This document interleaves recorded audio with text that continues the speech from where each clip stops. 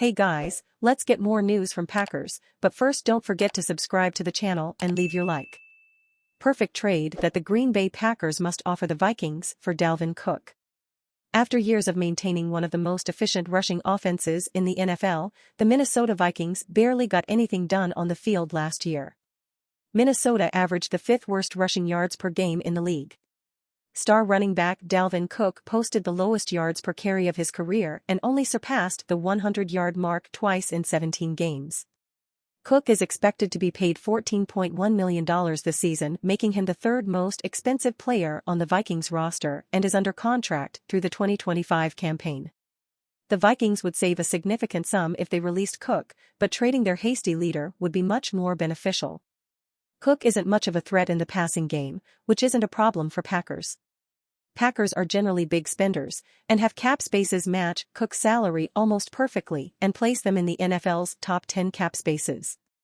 It would be hard to find a more perfect fit. Running backs are one of the trickiest positions to predict for business value and are surprisingly infrequent. The Philadelphia Eagles managed to acquire DeAndre Swift from the Detroit Lions on draft day for a future fourth-round pick and a traded seventh-round pick. Given the mileage on Cook's body as he enters his seventh NFL season and the Vikings' option to release him, Minnesota won't be asking much for Cook, likely a mid to late round pick. The only variable that works in the Vikings' favor is competition. Numerous teams, from the Kansas City Chiefs to the Buffalo Bills, have expressed interest in Cook. This means that Packers will have to offer a better commercial package than these other franchises. The Vikings would love to have a player in this trade, but their needs don't align with the Packers' resources. It's doubtful the Packers are willing to part ways with their offensive line, nor do they have the inside linebacker depth to make a play with the Vikings. A fourth round is currently the popular assessment for Dalvin Cook.